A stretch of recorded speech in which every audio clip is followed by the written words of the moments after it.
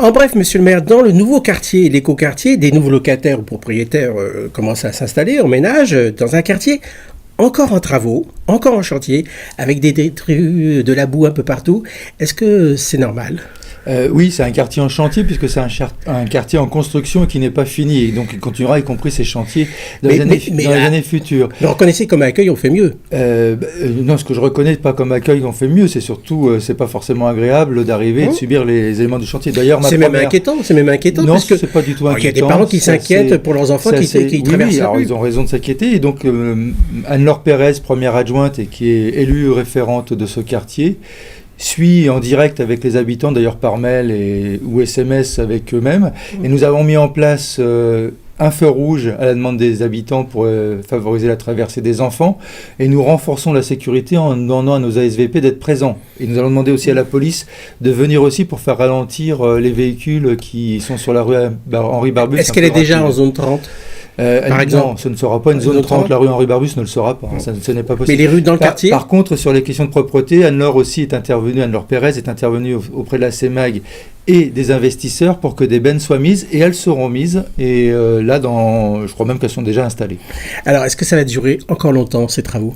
Oui, parce que les travaux... Combien de temps Les travaux, il y en a encore pour au moins 1 an pour finir le quartier et plus pour finir l'autre partie du quartier. Mais une fois que cette zone habitée, au 21 novembre, la voirie est finie. Et en décembre, ils auront beaucoup moins de travaux à proximité de leurs habitations. Alors ceux qui s'installent là maintenant subissent le bruit des travaux encore en cours.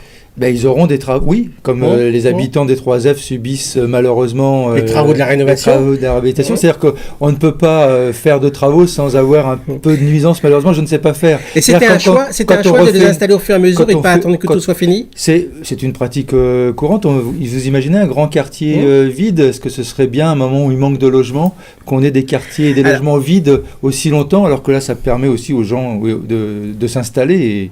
Et c'est la vie, un quartier qui se crée, c'est un quartier qui se crée.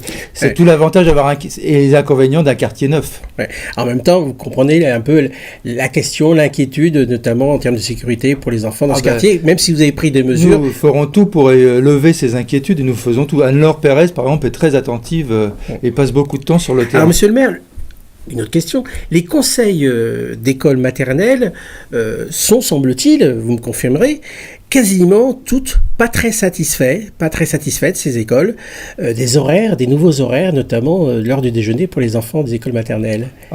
C'est quoi le problème exactement ? Ce n'est pas que c'est pas que le déjeuner. Mais c'est aussi l'heure du déjeuner. C'est aussi, mais avec les enseignants, les parents, mais même la ville, nous faisons un constat de difficultés sur les écoles maternelles, sur une décision partagée, c'est-à-dire que c'est une décision que nous avons prise ensemble, après avoir consulté les conseils d'école et les professionnels, et nous faisons le constat à partir de l'expérience qu'il faut que nous bougions.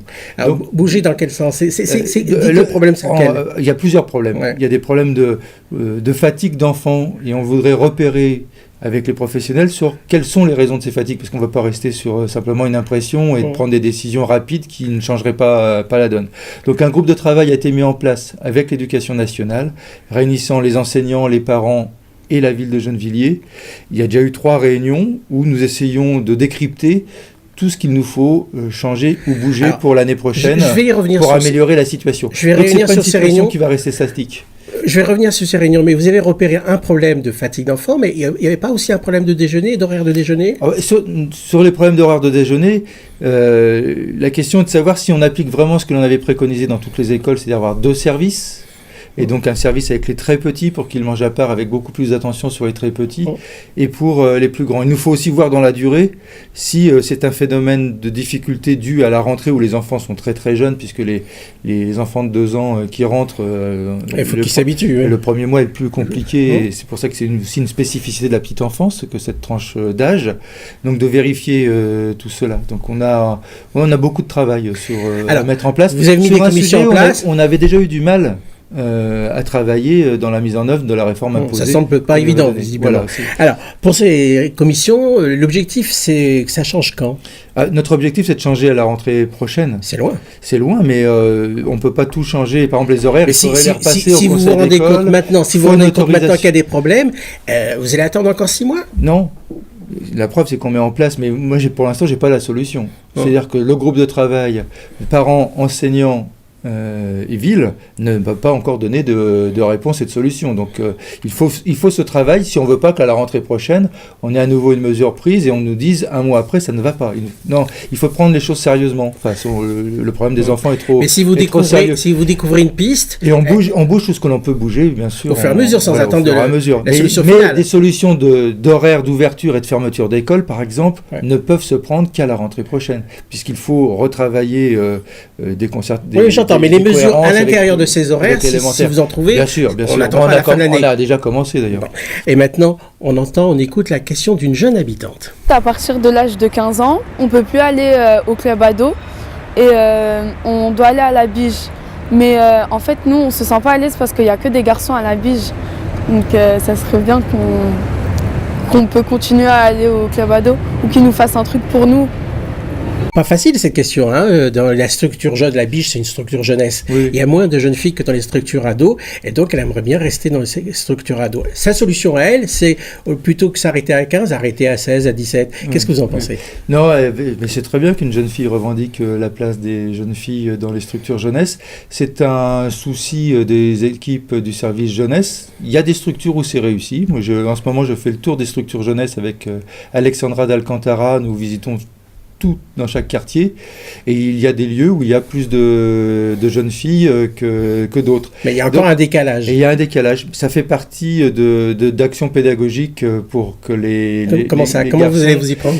C'est de créer des activités qui fassent en sorte que les jeunes filles, ça les intéresse. Ouais. C'est aussi de créer des activités mixtes, où jeunes hommes et jeunes filles pratiquent des activités. Mais cette tendance à ce que les garçons s'approprient les lieux, vous allez pouvoir combattre ça ? Oui, puisqu'on a réussi dans quelques structures. En même temps, c'est pas une tendance nouvelle, c'est une tendance que l'on a toujours eue, même vous comme moi avec notre grand âge, dans les structures où il y avait des garçons, il y avait aussi ces difficultés-là. Il y a toujours un groupe qui s'approprie un peu plus. Donc, il faut toujours que les personnes responsables des activités veillent à cet équilibre. Mais son idée à cette jeune fille d'aller jusqu'à 16-17 ans pour les structures ados, comme ça elle est sûre d'avoir ses copines. Je ne suis pas sûr que ce soit une bonne idée parce que les jeunes filles ont le droit aussi aux structures jeunesse avec les activités de la jeunesse. Il y a un saut d'âge qu'il faut Est-ce que vous iriez jusqu'à avoir des structures qui auraient des horaires spécifiques aux filles ? Non, nous regardons par contre à aménager nos structures pour que les jeunes filles sentent et leur lieu, qu'il n'y ait pas que des lieux d'appropriation pour les garçons et soient plus à l'aise. Je ne suis pas sûr d'avoir entendu. Ça resterait mixte, ces créneaux horaires ? Bien sûr, toujours. Et nous veillons aussi à avoir des animatrices dans chaque locaux, aussi pour permettre cette mixité aussi dans l'encadrement et que l'attention sur les jeunes filles soit aussi portée. Et maintenant, la question subsidiaire. Savez-vous combien de kilomètres de guirlandes avec ampoule électrique vous installez sur la ville de Gennevilliers pour les illuminations de fêtes de fin d'année ? Combien de kilomètres d'ampoules, kilomètres de guirlandes ? Je suis incapable de répondre à cette question. Je sais que nous avons diminué de moitié le budget alloué aux illuminations en raison des difficultés budgétaires que nous allons effectivement, avoir. C'est un effet. Au lieu d'avoir 64 motifs ici et là, il n'y en a plus que 32. Et donc nous avons choisi de les mettre dans les lieux où il y a des enfants et des activités commerciales. Alors, à peu près, à votre avis, est-ce que c'est plus de 10 km ? Est-ce que c'est 5 km ? Est-ce que c'est 2 km ? Oui, je serais plus sur 2-3 km. 2-3 km ? 5 km 5. C'est quand même encore... Et vous voyez à quoi ça correspond ? C'est à peu près l'aller-retour entre la gare, le métro Grésillon et la rue Villebois-Mareuil. Aller-retour. Donc c'est une traversée de la ville alors. Voilà, c'est aller-retour 2 fois. Oui. On arrête là pour se retrouver cette fois dans quelques mois. En effet, nous marquons une pause dans cette série d'émissions car s'ouvre bientôt une période électorale pour les élections départementales. Et comme vous le savez certainement, nous voulons éviter la confusion des gens. On arrête là, monsieur le maire. On se retrouve dans quelques mois. À bientôt.